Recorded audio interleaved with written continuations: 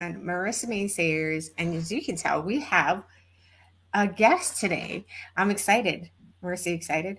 Yeah, I We feel like have, it's like whoa, whoa, whoa, whoa, like some sort of like noise, like I I know, don't know, like some some sort of kind of excitement, confetti or something. intro. So, our guest today is Faith.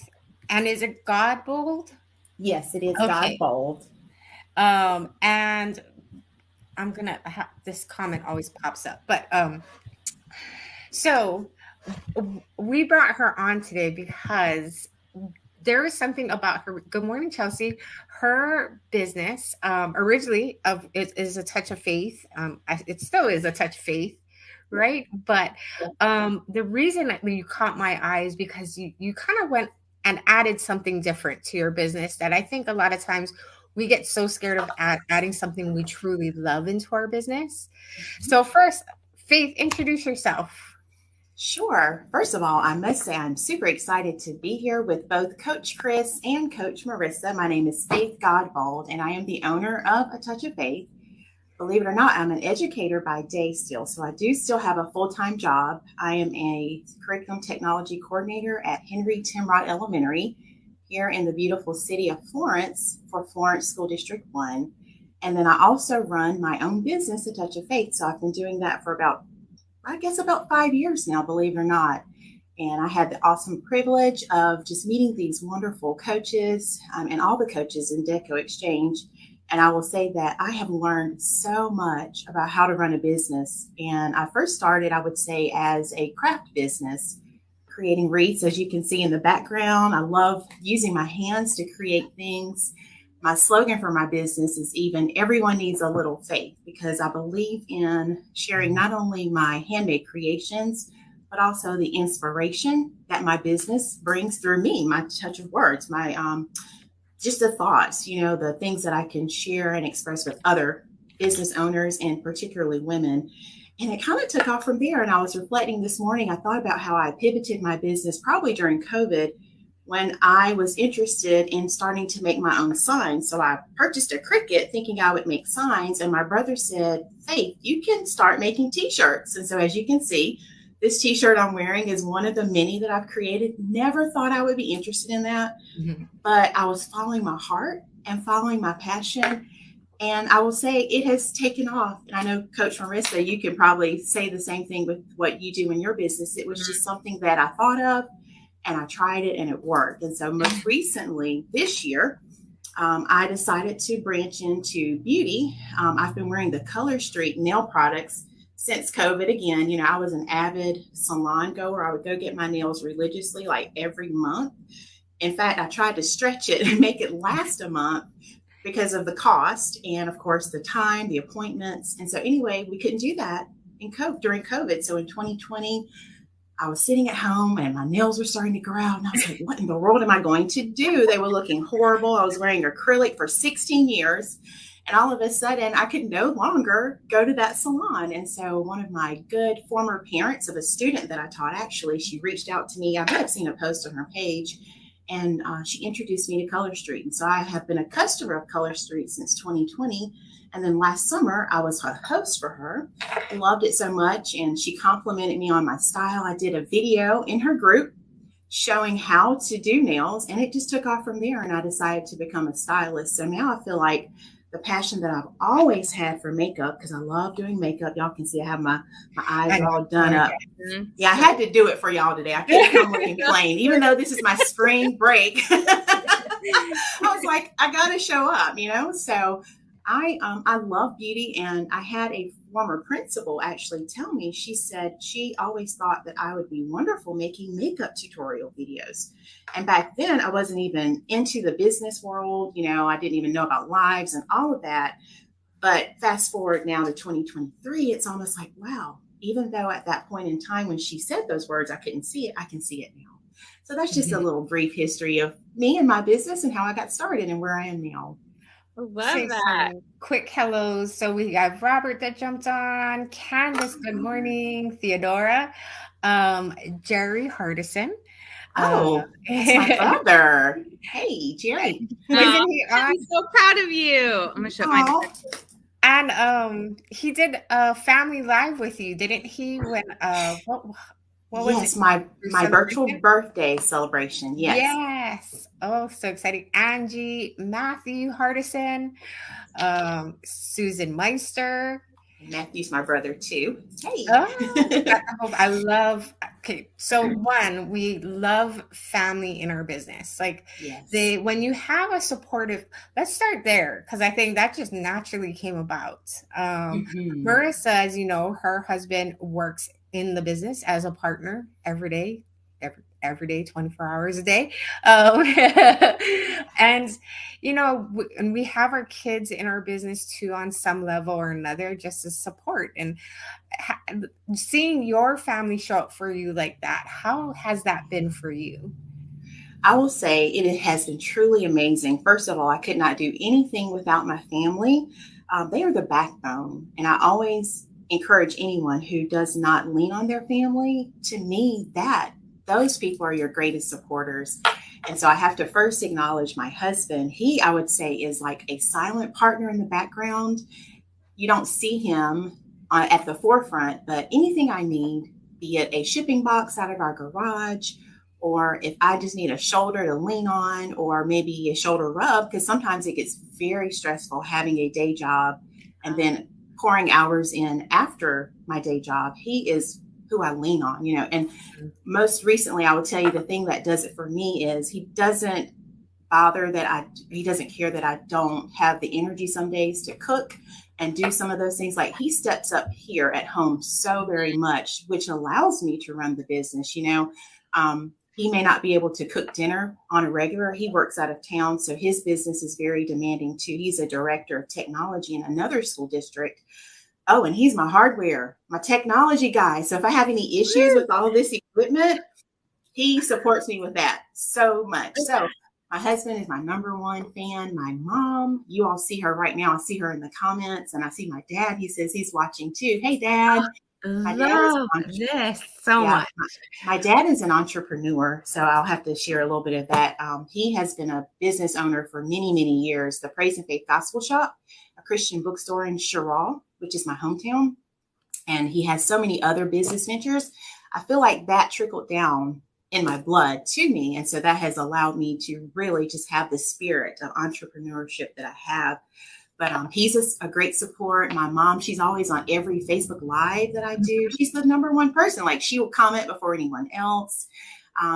When I do in-person events, my mom will show up. My Aunt Florence, she is amazing. If I ever had any employees, my Aunt Florence would be my very first one. Most recently, 2 Saturdays ago, I was in my hometown of Sherrall doing the Sherrall Spring Festival, and my aunt, learned how to run my, so she could help bring customers, and then support with my family. So as you see in the comments, they show such a wonderful time together, and I makes a family to do whatever you lean on them. Every now and then, I think your mic cuts out. Is that? Yeah, it just started. I don't know if maybe Someone was trying to call me, y'all. Oh, Messenger. I didn't know what that was. Okay. we're good. I never. We still can understand you. It was good, but we're like, Okay. What's happening? Yeah. This Well, started. I heard it ringing. I was like, I'm just going to keep talking. And then I just look. I don't know. It's amazing how you could stay that focused. Marissa and I would be like we would stop and buffer.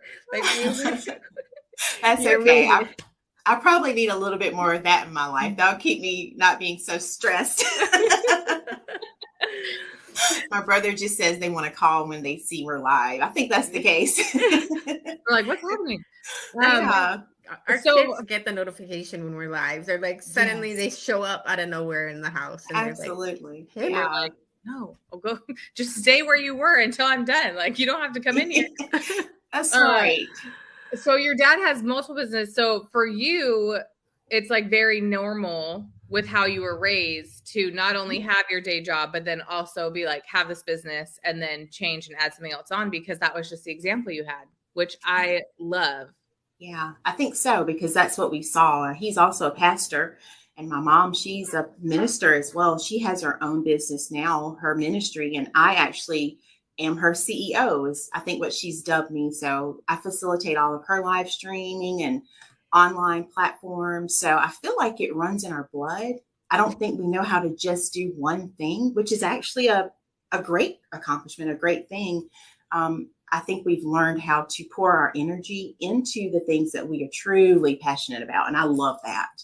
Mm-hmm. That just came like in on the top of my head. Like a lot of people, not a lot of people, there is a stigma to if you have these multifaceted businesses or multiple businesses is like, oh, you're too distracted to focus on one thing. And it's dubbed a weakness. And I think you are just proof, and your family is just proof that, hey, we can do multiple things and do multiple things well, because when we're in that lane, we're 100% focused in that lane. Right. How has that been for you? Well, really totally. quick, I was just going to say, I think the big difference is because she, in her own words, said following the things that she's passionate about. Mm-hmm. Like, I think where that gets a bad rap is because people try and just add things for the sake of more money or for the sake of this could get me exposure or this could get me something else. Like, it's almost like shiny object syndrome, which I may know a 2 or thing about. But there's a difference when you're passionate about it versus just, ooh, that'd be cool. Ooh, I want to try that. Like, so how do you narrow down? Sorry, answer Chris's questions first, but then I want to know your process for like, how do you know the difference between like, oh, just adding something versus what you feel really passionate about? Right. I think I can answer both of you at the same time. For me, first of all, I have to do what brings me joy. And so at the end of the day, if I don't have an extreme interest in it, which I feel is the passion part of it, and it doesn't bring me joy, notice I didn't say happiness, I really feel like it's not for me. And then I don't want to stray towards or from something that's not my brand. I'm a faith-based person. I come from a strong family of believers. And so anything I do, I feel like at the core, it has to speak that. And before the live, I asked my husband to pray with me. I said, will you pray with me? Because that's usually what we do before anything. And he was reminding me, he said, Faith, just go be yourself. And I said, you know what? That's right. Because that's what everyone wants to see. That's who Coach Chris, Coach Marissa, that's who they invited today to be a guest. And so I feel like as long as I stay true to faith and I don't worry about trying to be anyone else, ultimately I am fulfilling all of those things because it's what God put inside of me. And I'm not trying to be someone else or make up something to try to be. So finding my passion, but also making sure the joy is there and it speaks to who Faith Godbold is at the core. I think that's it for me. Ooh, that's the confidence and strength in your statement, though, I think is so inspiring because it's really, for us, I think we're building that and that's something complete transparency. We may be business coaches in an arena, but we're still people. And we constantly work on building that confidence in who we are. Like, okay, this is how I show up. I mean, I realize like my nose is all red. I was sick all right, and like this is tissue nose right here. That's okay. And sometimes Marissa, she's like fresh out of the shower. Right? I mean, we're gonna show up, but I mean, at the end of the day, we're just gonna show up who we are. Right. Being confident in that is something that is work. Like, and you just exude that on a different level that I think that's all what I've been attracted to since the time I've been watching your lives. Wow. Thank you. You're welcome. I was going to say, just seeing you pop up on my lives has always just touched my heart so much because I do look up to you, even though you're human, both of you, like I am, but just to see your name show up, it's like, oh my gosh, they see something in me. That's how I feel. So that even encourages me even the more. Angie says, I followed a little bit of Faith's journey and she always leads with such poise and grace. I couldn't agree more. She is so very inspiring. Thank you, Faith, for doing what you do. Oh, thank you, Angie. And you never know who's looking. And I don't even know if I know Angie. So that touches me right there. You never know how your life can bless someone. And I always feel like what we go through is not just for us, Mhm. but it also is to be an encouragement to someone else. I feel like the tests and trials that I've had become my testimony, but it also encourages others who may aspire to do something similar or who may just need to see a role model, have a mentor, someone who they can look to. And a lot of times, what encourages me is I remind myself, if God brought me through this, then I know He can bring me through that. So I Mhm. don't let things hold me back or discourage. I think back on how He has done so many things, and I know He has even greater as a result of that. Absolutely. Stacy says she's distracted by the pretty flower wreaths. They are Oh, beautiful, now, aren't they? okay. So, Stacy, I have to say, you have inspired me so, so much. Look around. I didn't even bring out all the beauties, but I love Stacy. She creates such beautiful designs. I know her petal like techniques are Yeah, amazing. they truly are. And she's just an amazing person. So there's that Yes, she too. is. Yes. Is this mom? Mom says I loved your Yes. answer. Hi, Mom. I love you so Amazing. much, Mom. I think one of the things that I wanted, like I've seen through your process and your journey, is it is bringing your family into the lives and Yeah. letting your community get to know your, like, this is the whole. We're not a Mhm. individual. We're a Right. community ourselves as a family. And Mhm. how much like I know. Well, I guess my question's kind of odd now that I'm trying to spit it out here. Is like, how does that bridging your family community with your online community, like, how has that worked for you? I think it's worked really well. Believe it or not, prior to A Touch of Faith, I was not on Facebook at all. My mom was the one who encouraged me. This was probably 2017 of December. And the reason I remember this is because we were home for like a snow break. It was at the end of our winter break, and I had an extra day off. And so instead of just relaxing and preparing to go back to school, I was creating a Facebook selling group because that was what my mom recommended. She's like, "You have those beautiful wreaths." Yeah, I know, right? She was like, "If you want to start selling, why don't you try out a Facebook selling group?" Because she had been in a few groups and she saw how it worked. So here I am at the tail end of 2017, beginning of 2018. I had to create an account first. So I will say that getting my start on social media happened because of my mom. And my mom was already a huge supporter of social media. She had a great building online. So I think I connected with her audience a lot. And a lot of her audience already knew my family. And so it just felt natural that when I created my business page about 6 months later in June of 2018, I just started inviting those people, some of those same people. And so it became really an online community of followers that also some knew my family. Mm-hmm. And as a result of that, I will say that as I've posted things, I have people like my mom, my family, other members of our community who share on their page. And I noticed that a lot of them may have that overlap with my family. And so it has extended my reach beyond just, of course, family. But now I feel like that all started into connecting my family, my natural family, with my now Facebook family, my online family. And I think when I do events like my virtual birthday celebrations, or occasionally I might pull my husband in on a live, even if you don't see his face, you'll hear him talking in the background. Or my mom is the one when we're at the spring festival and she's like, "Are you going to go live now?" Because she loves going live.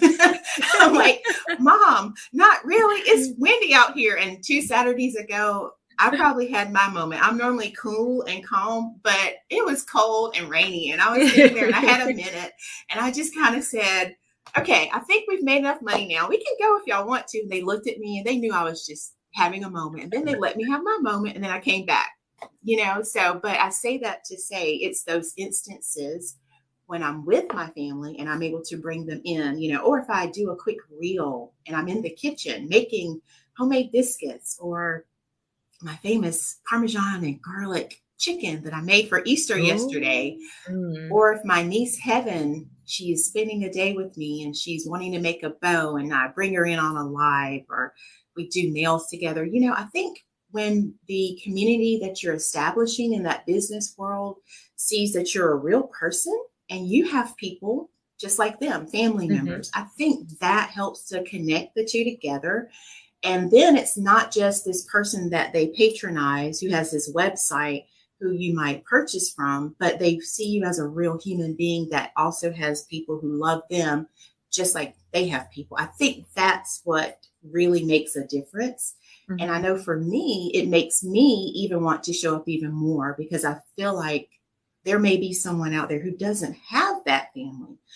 I can be that, or my family can be that for them. We can provide an example of what it might look like. And you never know, sometimes people are going through things and you showing up on a live, saying something, showing them something might just be that thing that they need to bring them out of a discouraging situation or to give them that hope to keep holding on, knowing that, they could have that too one day, even if they don't currently have it in their situation. Oh, I love that. I love that you started with family. I think that's something, if we just take it to like a business perspective really quick, because I can't help myself, that a lot of people, I feel like they want to get their business established and they want to get a certain number of followers. They want to get a certain number of sales. And then they're going to start talking about things they also like. And then they're going to show that they also cook. And then they're going to show, and I completely disagree with that. I think just like you have done your whole entire business, from day one, you should show up how you want to show up in the future, because one, you're never going to get that time back. Two, it's not truly who you are. So there's a disconnect within, we, at least I can like literally feel people's energy through screens, their excitement. If they're upset, I'll cry when someone's crying. I'll laugh when someone laughs. So if you really want to be sharing how you made those biscuits or how you made that chicken, and instead you can't, so you're showing them how to do something else, but you really want to be doing something, like people know that, right. People feel that. And so I just love what a great example you are of starting and running your business how you want to run your business, instead of waiting for some, some moment where you're like, okay, now I'm going to let this really come out, because one, that sucks for you. And then two, the people following you are like, oh, wait a second. Like they may not want that. They may not want to see cooking or want to see family or who knows. And so then when you start sharing who you truly are, there's usually some sort of big disconnect, and people lose a lot of followers or business slows down. And then people feel like, oh, they don't really like me. Anyway, it's a whole thing. So my whole point is, anyone who's watching from the business standpoint of Faith's example is just literally perfect of how you should start your business, make your Facebook page, and start running it how you want to run it, because there's no need to try and be someone else. Just like she said at the very beginning, always staying true to who she is. It's just like, absolutely. Bobby says, I love hearing that from another woman building a successful business with God in the forefront. And completely agree. Faith, I know that there's something on the tip of your tongue, so I'm going to let you roll. Okay. So I was going to say, I never asked God for this business. I only wanted to be a teacher. And anyone who has ever known me knows that I always, as a little girl, probably as early as 5, said, when I grow up, I want to be a teacher. And that's exactly what I did. I played school all of my childhood life, to the point where my parents, for one Christmas, bought me a chalkboard, and I had a chalkboard in my bedroom growing up. That is so cool. And both of my brothers are watching, so they can attest to this. I would make them play school with me, and I would create tests, and I would grade their work. They had to study, and my mom sometimes would be a student. And I say that to say that's what I did every day. And so I was so fortunate and blessed to actually become a teacher. I was a classroom teacher for about 17 years. I taught 4th grade. I moved on after that. I taught the gifted and talented program here in my district. I did that for 8 years. And I had an opportunity to teach grades 3 through 6. And I will have to tell you, ladies, a lot of the things that I know about technology, through web design, teaching, all of that, it happened as a result of me being a teacher. So during the time as a classroom teacher, the Lord placed an individual in my path who saw a talent in me for technology. This was probably year 3 into teaching. So we're talking like 2002 at this point. And this man basically recommended me to someone in my district to become a teacher of teachers. And I started teaching recertification computer courses. So back then it was computer basics, this is a mouse. Yeah. This is, a floppy disk, that kind of stuff. Yeah. But it progressed to not just teaching courses, but I started writing courses. So I would write not just recertification courses, but I started writing graduate level courses where teachers could sign up and they would take those courses under me and they would get 3 grad credits from Francis Marion University here in my town. So we're talking, I've written courses like PowerPoint, of course, back then. Eventually it became things like podcasting, smart boards. We had blended learning. That was one of my last courses I did. And I share all that to say along the way, I was still a teacher of students, but I also became a teacher of teachers. And I did that for many, many years. Then I left the classroom, didn't want to, but someone had to kind of show me that I had the potential to teach not just students, but I could teach teachers full time. And so I did that for about 3 years. I was my district's digital learning specialist, and I traveled all across our district. We had about 22 schools at that point, and any teacher in the district could schedule me to come and present a training at their school, or I could work with them during their planning periods. And that gave me such great exposure. Now I am a curriculum technology coordinator at a school, and so I work with teachers in my building, helping them do the same things with their students. And along the way, I continue training teachers. And I will say that this has opened my doors. I will say, because I know it's not me, I will say that doors have been opened every step of the way. Everything I've done, I really never desired to do it. It had to be God placing that in someone else's heart to say words to me that would then confirm things to me. And then I knew it was him, because I really only wanted to teach students. And I say that to say, even a touch of faith, the way it happened, I had started making wreaths back in 2014, which is when I originally learned how to do it. One of my teacher friends at the time, she had seen some others making wreaths. Teachers would have wreaths on their doors. And she said, we could do that. So I said, okay, well, let's try it. So we tried making a wreath and I loved it. And so it became a hobby, because how that turns into when you have one wreath that you've made, but then you show a picture to someone and they're like, oh, I want one. And all of a sudden I realized this is no longer a hobby. So I didn't really know what I was doing, but I said, okay, let me go for it. So I took a break after having 5 boys. This was around 2016. So I took a break from 2015 to maybe 16. And so I really kind of thought I was done with wreath making, but I had a teacher reach out to me, and it was a gentleman. He wanted a bow tie wreath. And I was like, a bow tie wreath? I don't even know what to make. But the Lord, as he always does, he showed me how to make a wreath for him. And so that's what got me back started. And so that particular year, I decided to make my boss at the time a wreath for Christmas. And her words that she spoke to me when I gave her the wreath is what showed me that this could truly be a business. And so that is how I really started in 2017. And I say that this is God's business, because I never said to him, I want to go into business, God. Never. I have never to this day said that. What I say to him now is, God, if this is what you want me to do, I need you to show me how to run it. I need you to put the right people in my path and connect me with what you want me to do. And so every day when I work for a touch of faith, because I do that every day, I say, all right, I'm working for God. God is my ultimate boss. He's in charge of this. And the moment he stops speaking to me, then I know I don't need to do it anymore. But he always, every inspiration, everything I make, even I still remember to this day a wreath that I made for my mom back in 2018. She won't take it down. It's still hanging up, y'all. She loves all her wreaths that I make. And I get it. I would too. But I literally remember the day I was making it. I wasn't quite sure of where to place things. And I could hear him speaking inside of me. And he was telling me where to place things, how to do this, how to do that. And so he is real and he can help you. You don't know what to do.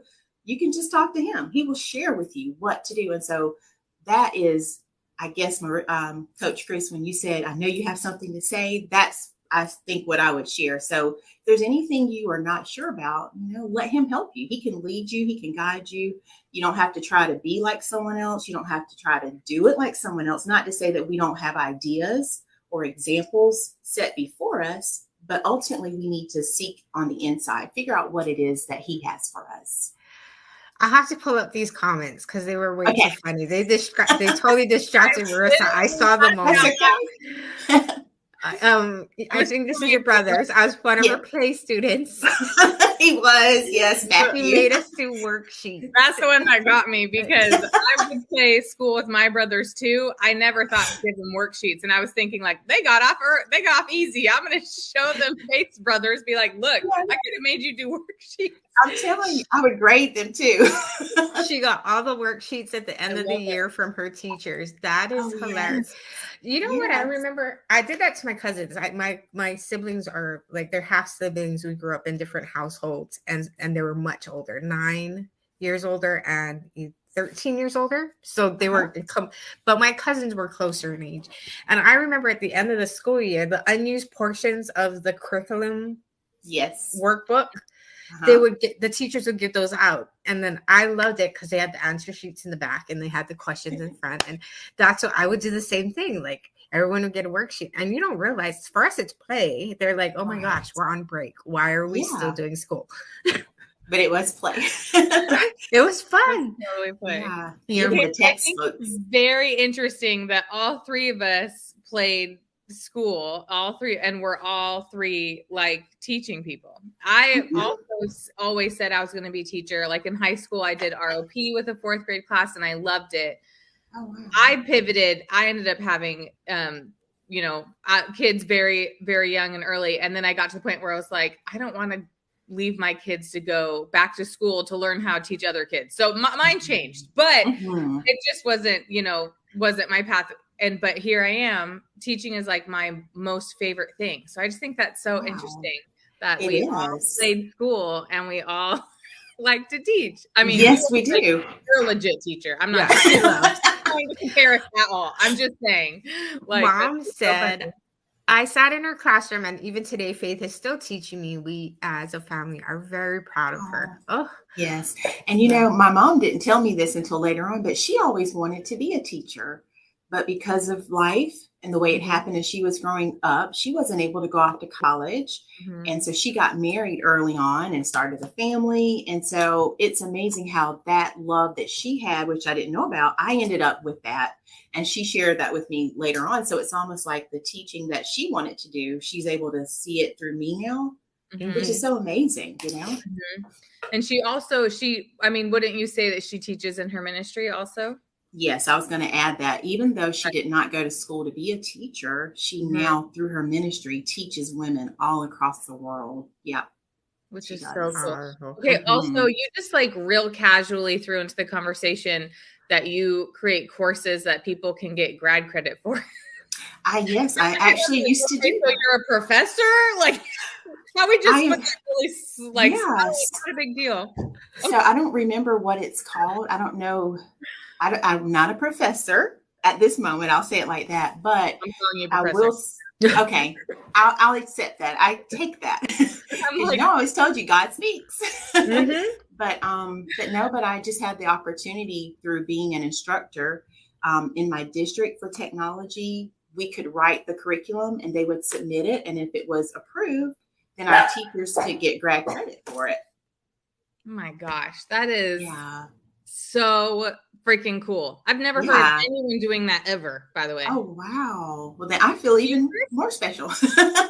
I did not know to what extent. I know she did write courses, though.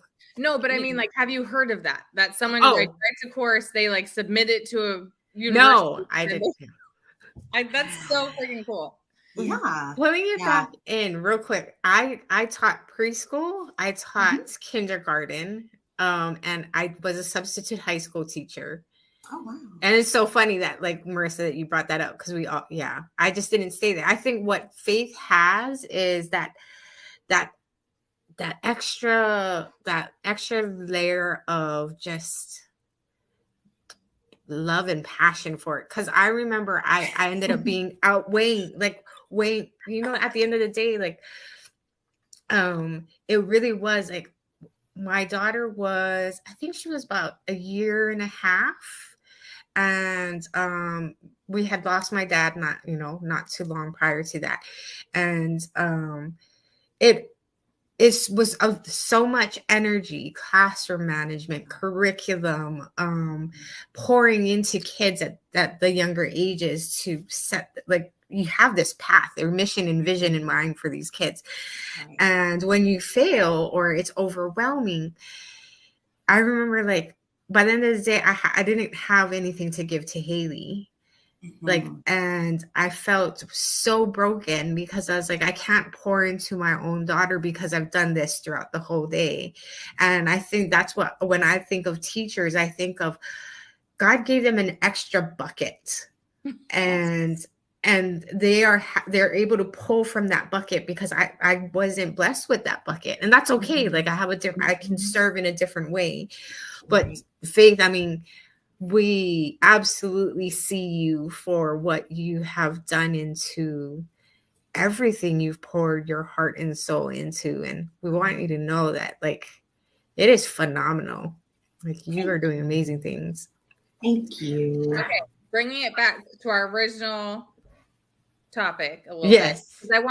Because I know that you added beauty in, and I know that you, like, made that shift. So I'd love to hear, you said earlier, like, which I'm not saying God stopped talking about the wreath stuff, but you said, then I'll know, like, I don't need to do it anymore. So what was it? What was, I guess that kind of moments where you're like, realized, okay, instead of just being a customer, I want to actually do this. And then you've obviously stayed on that path. So I guess maybe just like a little bit about that. And so maybe people can recognize because it can be really scary when you start feeling pulled somewhere else. The sign, in my experience, is like, okay, sorry, I'm all over the place. Hello. That's even okay. For your business, right? Even with schooling, with teaching, you've gone so many different directions. And I feel like society as generalization is like, you decide you're going to do this, you go to school for this, you do this, you retire. Like, you don't deviate because it, like, sets you back, or it, you just don't want to learn anything. Anyway, so I think your whole entire life has basically proved that you've done the opposite. You've done where you feel called, where you feel pulled.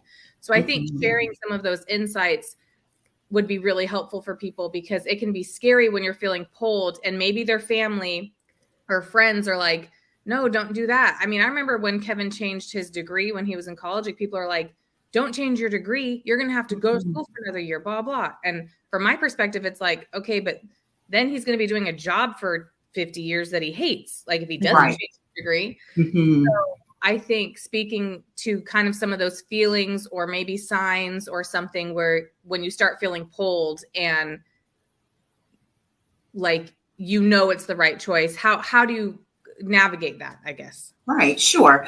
I will say that for me, it has not ever happened like suddenly, meaning I get the thought and then I act on the thought. So usually, I must say, it's not my thought. In each instance, if I look back over my career, from being a classroom teacher when I was that fourth grade teacher where I was at one building and I taught the same group of kids a whole year, and then I'd get a new set the next year. When that transition was about to happen, I had the lead teacher for the Gifted and Talented program. She reached out to me and asked if I would be interested in being a teacher for the GT program. And so that's how it started.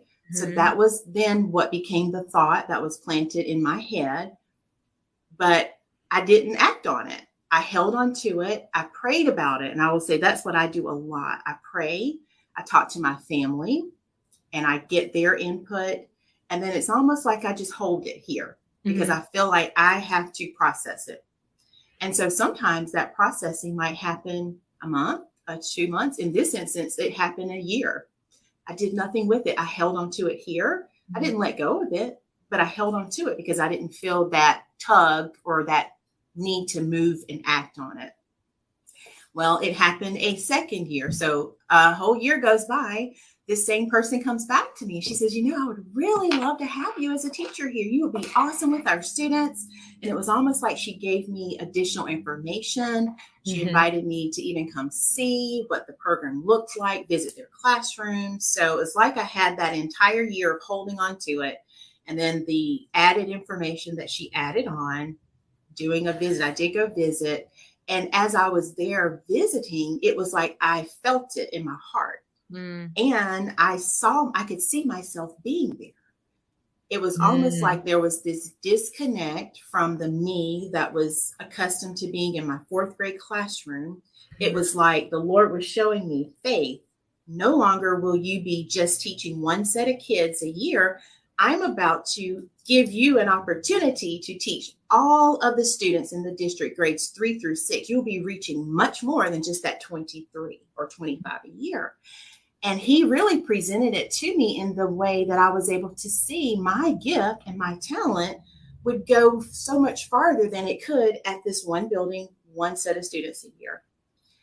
I did that job and I fulfilled that job, and I'm already teaching teachers. And then all of a sudden I have someone who, she's the lady who hired me to teach teachers. And she says to me, I'm creating this position in the district. I think you would be great for it. And here I am thinking, but I love being a teacher. I love teaching students. I don't want to leave the classroom. And she was like, who said that you wouldn't teach students? And so it was that conversation that put something in me. So again, here I am like, okay, I got to pray about it. So I start praying about it. I talk to God. I talk to my family. And all of a sudden, it's like the atmosphere, my surroundings, everything that I'm thinking or seeing is showing me how, yes, I've done a great job teaching all of these students in our district, because the way our program was run at that time, I saw a grade level a day, and I was able to teach 2 different classes of students. And so for some, I literally would teach them every grade year. It was awesome seeing them grow up from grade 3 to 6. So totally different. But I really feel like the Lord was showing me, what if you could now take your gifts and talents and not just reach those students, but what if you could reach the teachers of those students? Imagine how much more success you could have sharing your gift and sharing your talent. And so that is how it happened. And so I decided to apply for the job, and they loved my interview. They said everything I said was exactly what they were looking for. And y'all, all I did was share my experience. I shared what I had done for the past 17 years, which here's what I've also learned. It prepares you. When you're wanting to do something, like I said before, it doesn't just happen like this. You have to build, you have to do the work. And so all of the work I had done for those 9 years as a fourth grade teacher, the 8 years as a gifted and talented teacher, and I would say at that time, about 5 or 6 years teaching teachers, all of that prepared me to sit at that table with all of those people. There were about 10 people at that table when I had to do the interview. I had never sat in an interview like that. And that's quite overwhelming. It is. But I will tell you, when I opened my mouth, and I even believe this is happening now for us. When I opened my mouth, it was God speaking. And I say that to say, I know the conversation is going and I can hear what I'm thinking I'm going to say, but it's almost like I just open my mouth and God just speaks for me. I don't know if y'all have ever experienced that, but that's how that interview was. And so he literally gave me everything I needed to say. And it was just me sharing from the 9 years as a classroom teacher, the 8 years as a gifted and talented teacher, and about 5 years teaching teachers. And so I did that. And so that was, I would say, for about 3 years. And then my current role now as a school level curriculum technology coordinator, I have to say it's been the same thing. It's always been, there's a shift. And I will say this shift was not one of my own doing, but this one was actually a district decision was made to not just have district people doing what I was doing, but to create building level people. And so that was different because for the first time, I was actually doing something that I really didn't initiate, but I will say I had to trust God through that. And he kept showing me that even though this may appear to be a man-made decision, he said, I ultimately had this intended for you. And I see it so much even now, because at the time when I was placed at this school, and actually I shouldn't say placed, I chose this school. When I chose this school, we had both a principal and an assistant principal. And so I thought that I would just kind of work underneath both of them. And now all of a sudden, for about 3 years now, we have not had an assistant principal.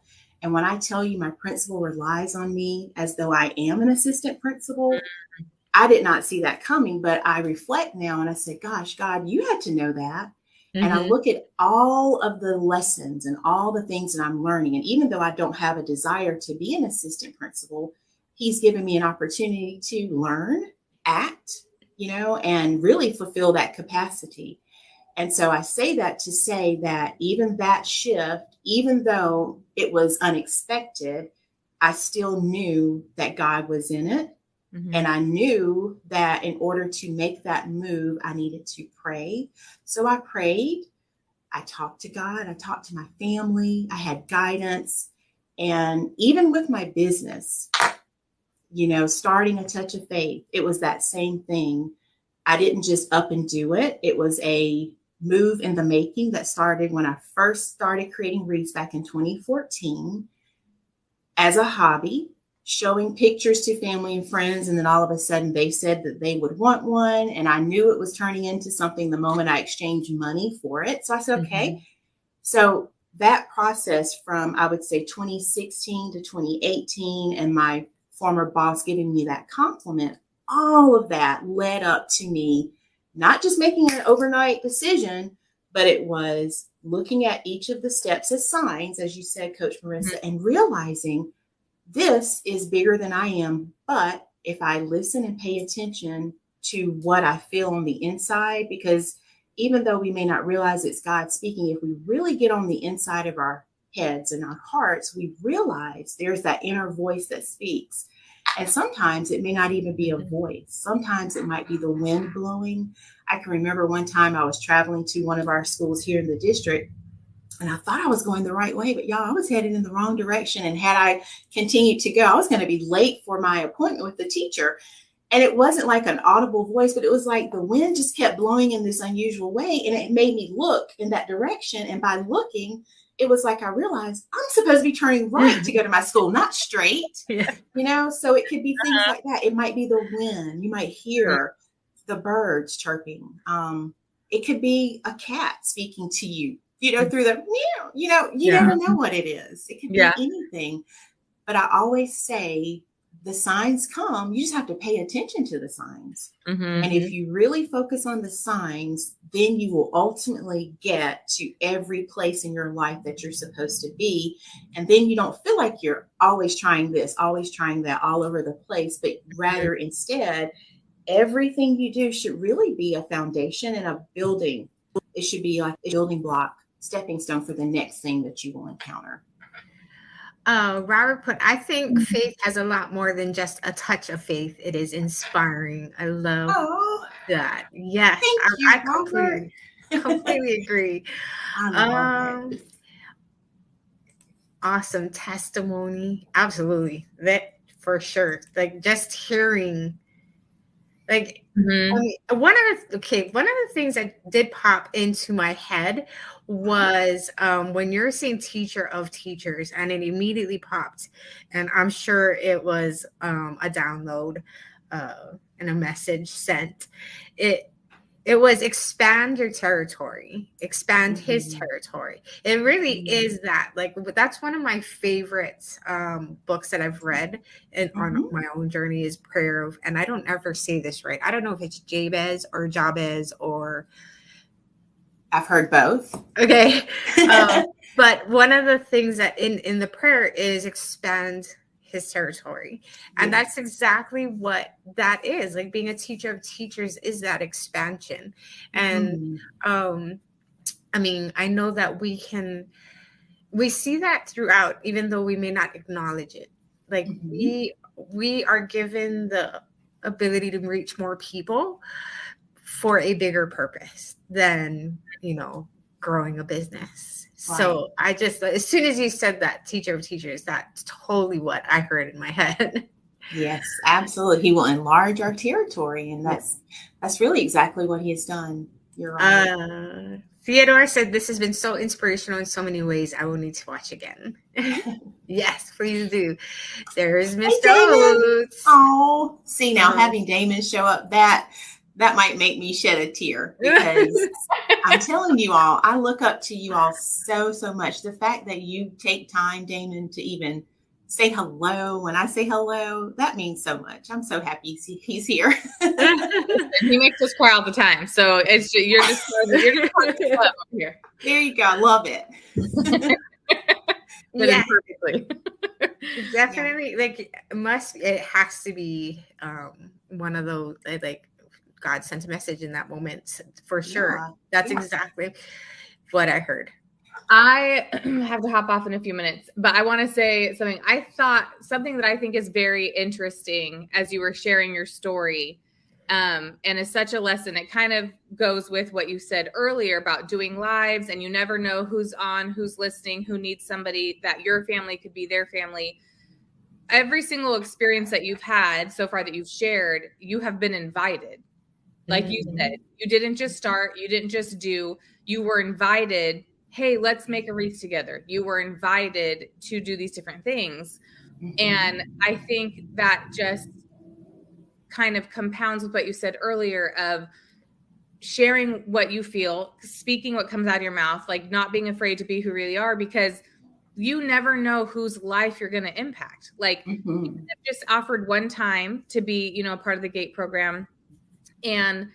But she obviously felt to come back and tell you again. She could have been like, well, she said no, she doesn't like me. She's like she could have taken it internally, never reached out, like done a whole different thing. But instead, she trusted her feelings. She trusted her answers, her gut, reached back out to her again a year later. Right. So I think when I kind of like zoom out and I see like this spider web of life, it's all of these different invitations or just sayings or just something someone says that touches someone else, and then it ripples and creates like a whole new thing.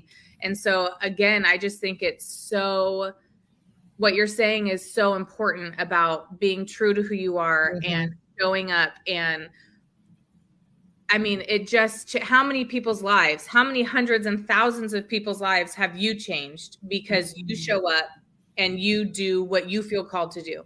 And it doesn't matter what that looks like, whether it's being a professor or a teacher of teachers or making wreaths or doing Color Street, which is amazing, by the way.